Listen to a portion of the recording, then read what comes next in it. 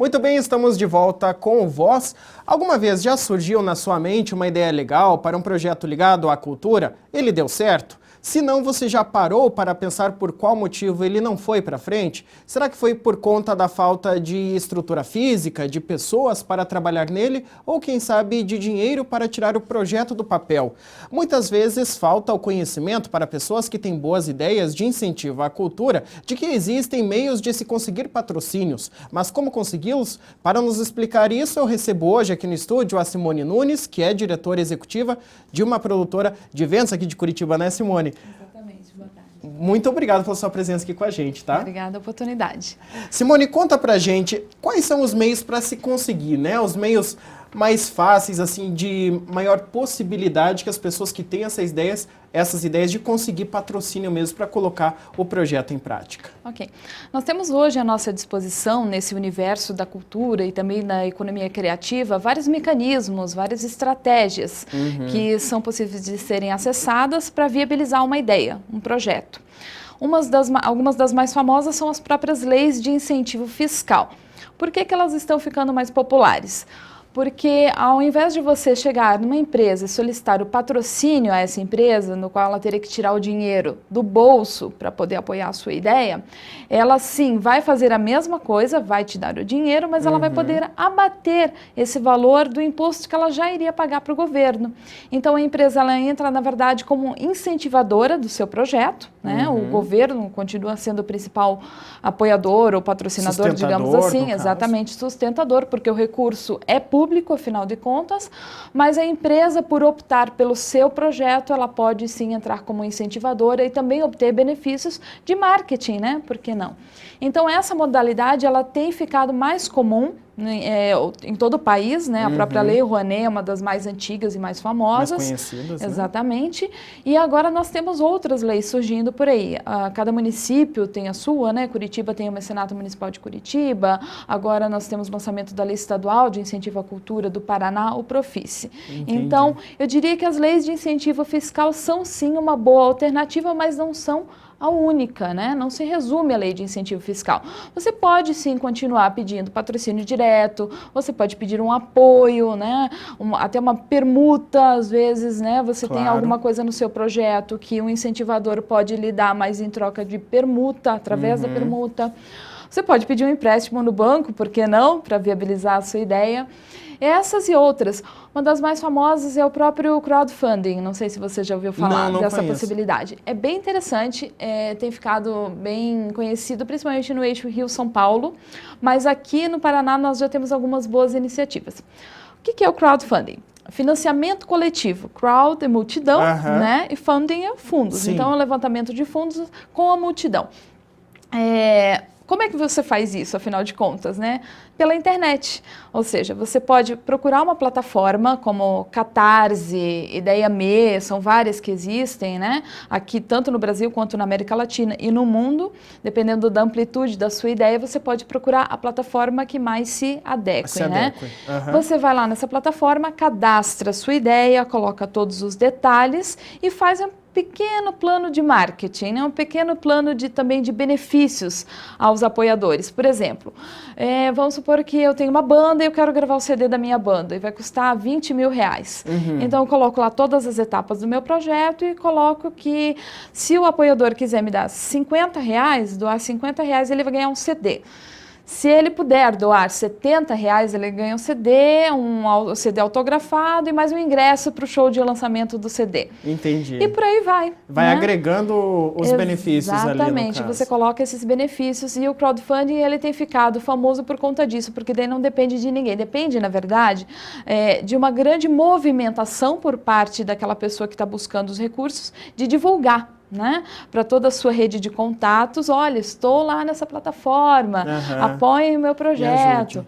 Exatamente, nós temos aí alguns artistas hoje aqui em Curitiba trabalhando bastante com essa possibilidade. Que legal, tem algum exemplo, assim, de alguém que tenha trabalho mais conhecido, assim, que você possa citar? Sim, eu posso citar o João Trisca, que é um músico agora que tem feito um ótimo trabalho aqui na nossa cidade, Isso. na linha da viola. Aham. E ele pesquisou muito toda essa música latino-americana, fez várias viagens aqui pela América do Sul, para trabalhar essa questão musicalmente. E ele está lançando agora o primeiro CD. Está captando via Catarse, até se alguém quiser buscar lá, está aberto ainda, se eu não me engano, falta mais uns 20 dias para fechar a captação dele. Aham.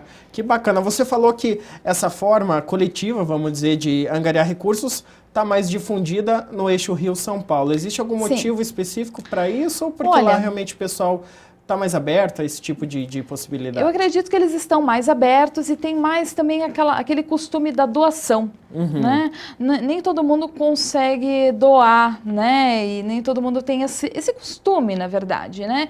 Eu não sei porquê, não saberia te dizer, ainda não pesquisei mais aprofundadamente o porquê é que o crowdfunding está dando mais certo no eixo Rio-São Paulo.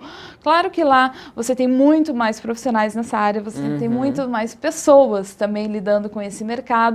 Então, acredito que eles estão um pouquinho mais de tempo do que nós trabalhando com a ferramenta também, né? Mas isso não quer dizer que a gente não consiga. Temos aí algumas iniciativas já acontecendo aqui no Paraná, em Santa Catarina também, que é o nosso mercado de atuação, e a gente vem acompanhando o trabalho de alguns artistas. Que legal. Simone, agora, aquilo que eu falei no início do programa, de que muita gente tem ideia, muita gente tem potencial. Por exemplo, você citou aí de gravar um CD...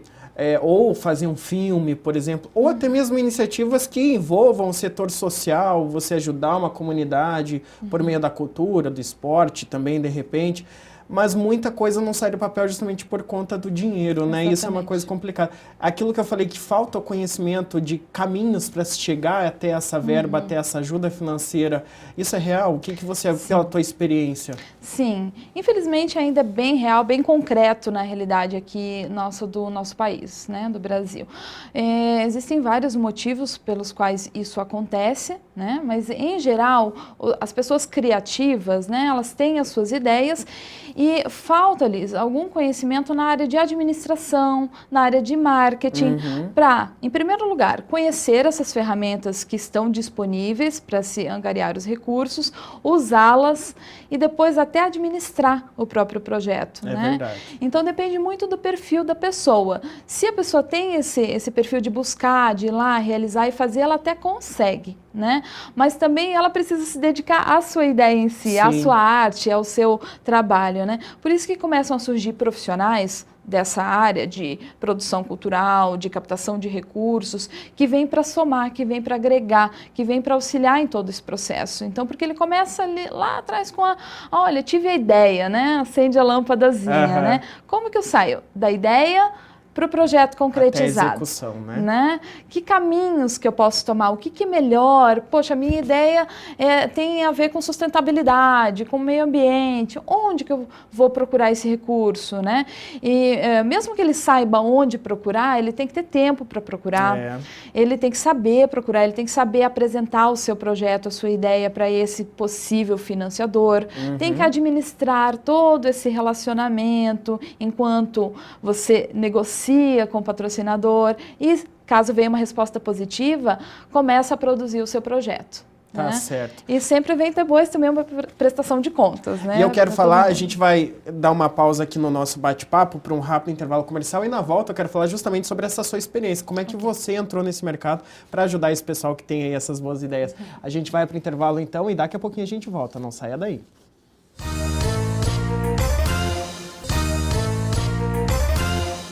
Olá, estamos de volta com Voz e hoje a gente está discutindo aqui no programa sobre como conseguir recursos para colocar em prática projetos sociais e como é que funciona esse mundo do incentivo fiscal. Conversando comigo sobre esse tema, eu tenho o prazer de receber aqui no estúdio a Simone Nunes, que é diretora executiva de uma produtora de eventos aqui de Curitiba. Simone, obrigado mais uma vez pela presença.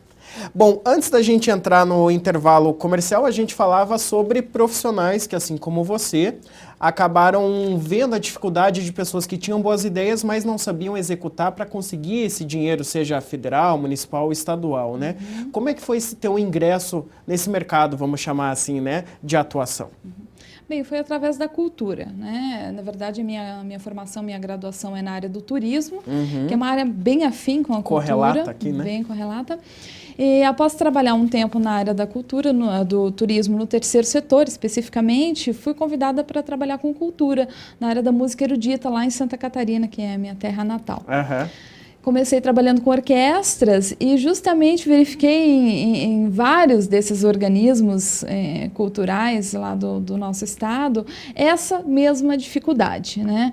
Artistas boníssimos, profissionais super qualificados em suas áreas, mas com essa grande falta de conhecimento para a captação de recursos, para ir lá e buscar o recurso que ele precisava para viabilizar a sua ideia. Então, no âmbito dessas orquestras com as quais eu trabalhava, nós começamos a fazer um trabalho de angariar verbas dos governos municipais, estadual e federal, e deu certo, né? Num período de tempo ali, nós conseguimos sair do zero e ir para um número que era bem interessante, né? Em geral, essas verbas, elas são transmitidas aos proponentes através de projetos. Então, tem todo esse conhecimento também de projetos que eu trouxe da área do turismo para a cultura e que permeia todas essas áreas da economia criativa, né? Em geral, para você aferir uma dessas verbas, você precisa sim fazer um projeto. Então, começou lá... Já era meio caminho andado ali para você, então, exatamente, né? Exatamente. Agora, Simone, me conte uma coisa. Quais empresas podem ajudar, né? Projetos pequenas, médias ou somente as grandes? Ok.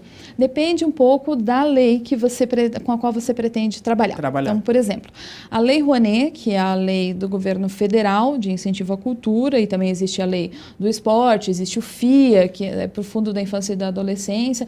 Em geral, essas leis federais, elas estão mais disponíveis para empresas que se encaixam na categoria tributária de lucro real. Né? Então, para a gente entender rapidamente, se você tem uma microempresa, geralmente ela está lá na categoria do simples, né? Sei. É uma empresa pequenininha, então ela se encaixa no simples, é a que menos paga imposto. Então, se você cresce um pouquinho mais, você pode se enquadrar no lucro presumido, então já são médias a grandes empresas. Quando você passa a ter um giro bem maior de recursos na sua empresa, você passa para o lucro real. Então, essa categoria de lucro real é a única que pode apoiar a Lei Rouanet. Entendi. Que é a lei de incentivo fiscal do governo federal para a cultura no Brasil. No caso do mecenato municipal daqui de Curitiba, nós temos já a possibilidade de pegar essas empresas com lucro presumido.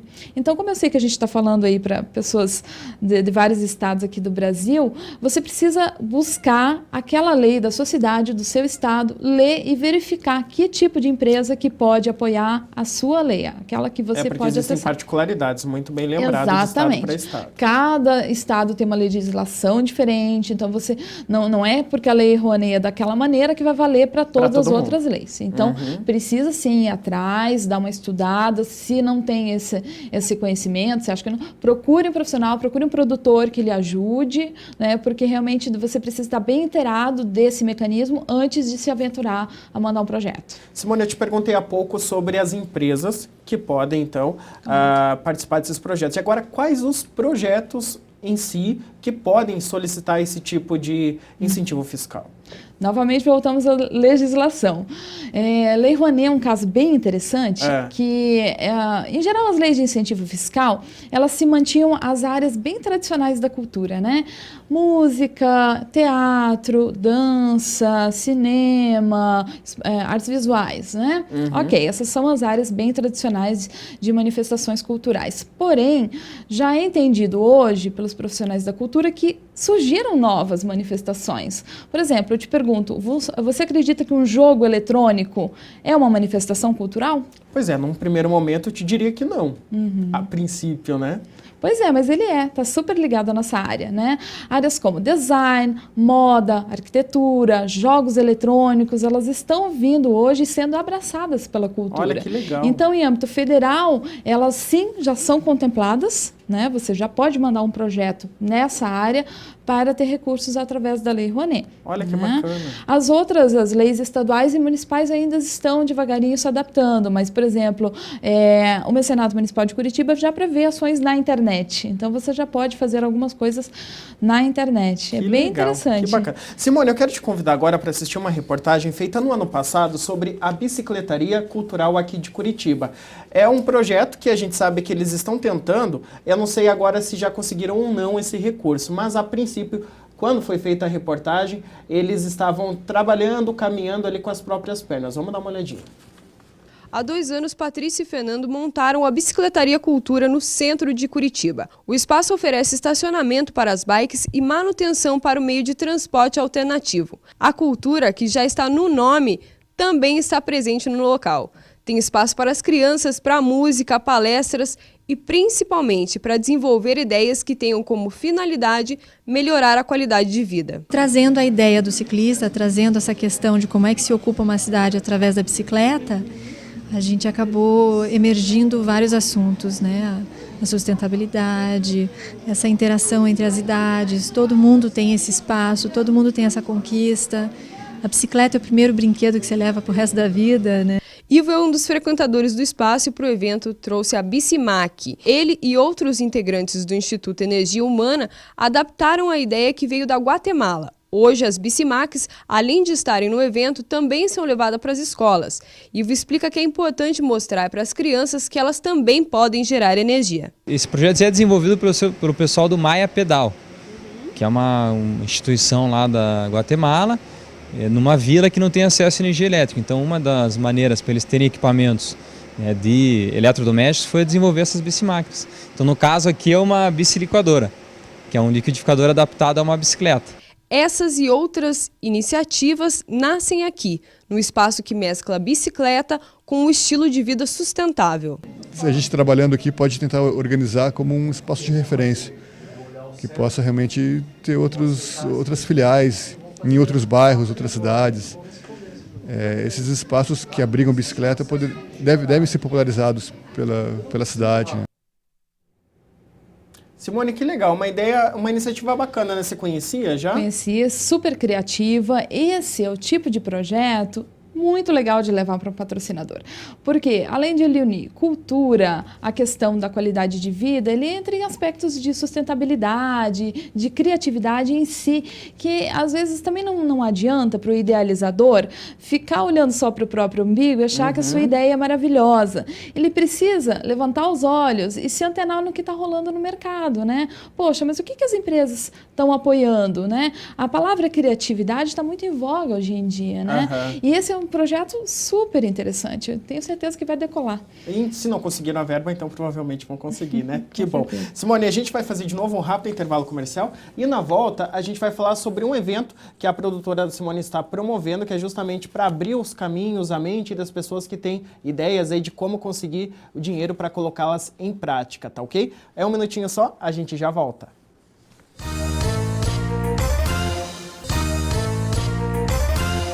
Muito bem, estamos de volta com o Voz e hoje a gente está discutindo aqui no programa como é que as pessoas que têm boas ideias fazem para conseguir verbas para colocá-las em prática, né? Como é que funcionam para conseguir construir esse projeto mesmo em andamento. Conversando comigo sobre este tema, eu tenho o prazer de receber hoje aqui no Voz a Simone Nunes, que é diretora executiva de uma produtora de eventos, né, Simone? Exatamente. Obrigado mais uma vez pela sua presença. É um prazer estar aqui e poder falar com todos vocês. Simone, vocês estão, por meio da produtora, organizando agora um workshop, né, que é para justamente abrir um pouquinho a mente das pessoas aí, trazer, de repente, o convívio dos patrocinadores com essas pessoas que têm ideias, tornar esse convívio um pouco mais próximo, né? Fala um pouquinho para a gente desse evento. Então, o workshop Viabilidade de Ideias e Projetos, ele veio justamente para isso, para fortificar criar, né, em alguns casos, essa ponte que ainda não existe entre o idealizador e o incentivador, né, e ajudar em todo esse processo. Porque, como eu havia dito no bloco anterior, às vezes o idealizador, ele propõe algo, né, ele idealiza algo que ele imagina que vai ser super legal, super interessante, mas nem sempre aquela ideia está pronta, está preparada para aquilo que o incentivador quer receber. aquilo que o patrocinador quer, né? Então, por exemplo, quando a gente busca um incentivo, um recurso numa empresa, um dos primeiros passos é ir lá no site daquela empresa e tentar saber o que ela já está apoiando, o que ela quer apoiar. Algumas delas, inclusive, colocam lá suas políticas de patrocínio bem declaradas no seu site, né? Por exemplo, o Grupo Boticário, ele procura projetos na área da dança. Então, está bem especificado. Posso te mandar um projeto na área da música? Poxa, né? Poder mandar até, de repente pode, né? Mas não... Pode, mas na verdade a empresa ela já cria a sua política de patrocínio justamente para que você mande os projetos que mais interessam a ela, né? Claro. Então, o evento ele começa justamente trabalhando nesse ponto, né? De levar para o artista ou para o criativo, ou para quem está trabalhando ali com pedagogia, com sustentabilidade, com moda, com design, o que é que os patrocinadores estão querendo nessas áreas. Segmentar, né? Aquela ideia. Exatamente. E para quê? Justamente para aumentar a chance de que esse projeto seja captado lá no final. Por quê? O que acontece? Imagine que de toda essa gama de ideias e de projetos que são pensados e confeccionados hoje, a gente não consegue viabilizar nem 20%, nem 30%, né? Desde esses que são aprovados nas leis de incentivo fiscal até os que não são. A Lei Rouanet tem uma estatística aqui no Paraná um pouquinho triste, né? Porque de todos os projetos que são aprovados pelos proponentes aqui no estado, a gente não consegue captar nem 15%. Ou seja, a pessoa gasta aquele tempo todo mandando o projeto e depois parou, não consegue chegar lá, ou não consegue chegar no captador, no incentivador, né? Ou chega no incentivador, mas o projeto não interessa a ele, né? Pode acontecer uma série de coisas aí nesse meio tempo. Então, um dos nossos objetivos principais como empresa captadora é justamente aumentar essa estatística, né?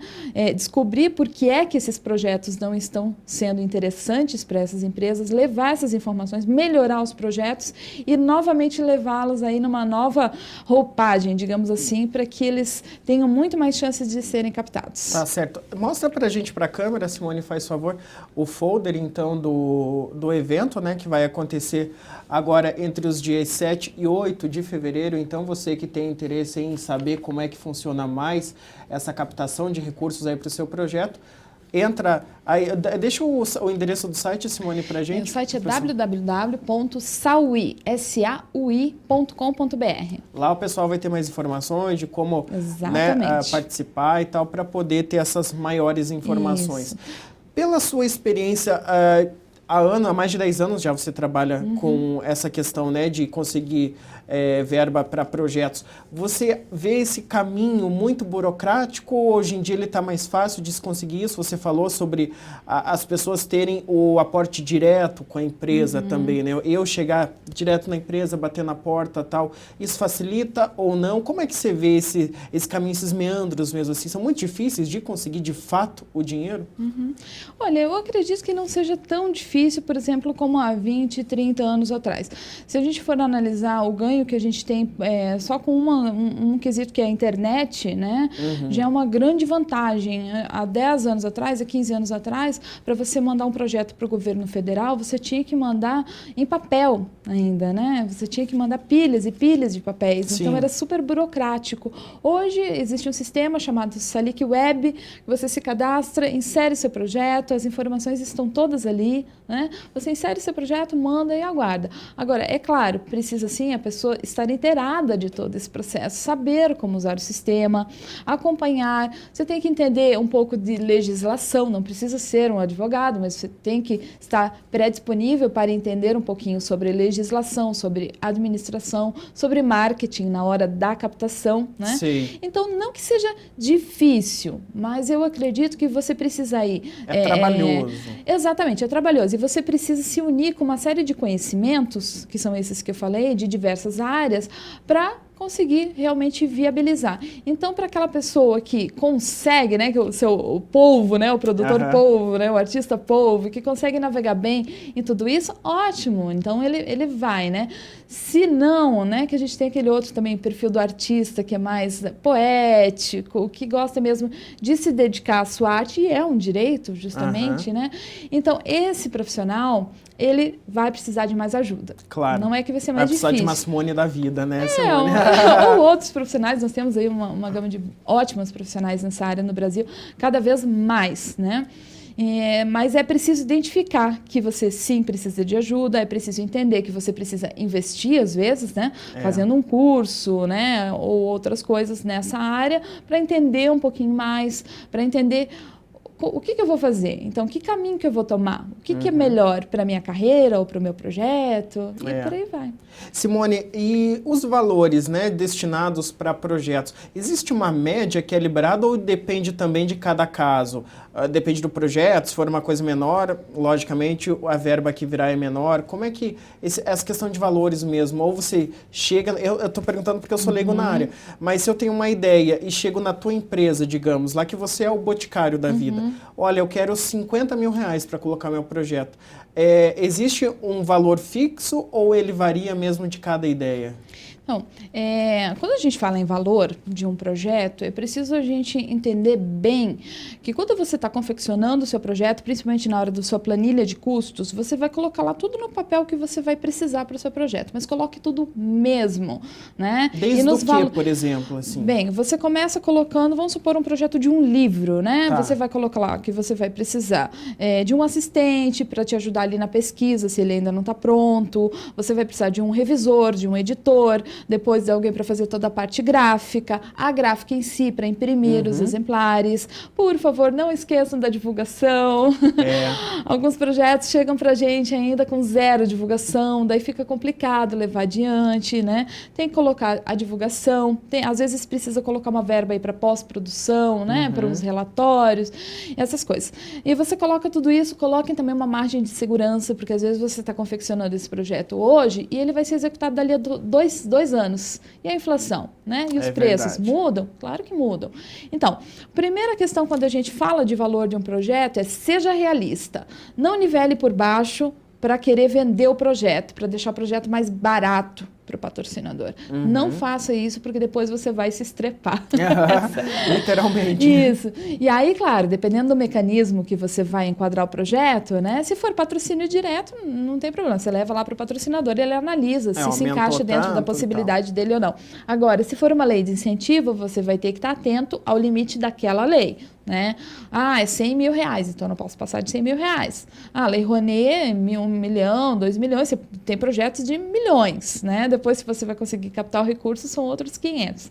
Mas você vai ter que estar atento ao limite de cada legislação. Então, procure a Fundação Cultural da sua cidade, procure o governo do estado no qual você mora, procure se inteirar da legislação em primeiro lugar para saber se a área que você trabalha se encaixa. Mas eu trabalho com, por exemplo, sustentabilidade, minha área é meio ambiente, eu posso fazer um projeto cultural? Por que não? Né? E, de repente, uma peça de teatro, de artes cênicas que trabalhe com o tema sustentabilidade, né?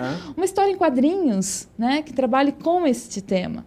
E daí você começa a costurar mesmo costurar, toda a ideia exatamente, ali, né? fazer essas cocriações, né? E é isso que torna, às vezes, o projeto um pouco mais criativo, né? E que os patrocinadores olha, peraí, esse aqui é um pouquinho diferente daquele outro lá.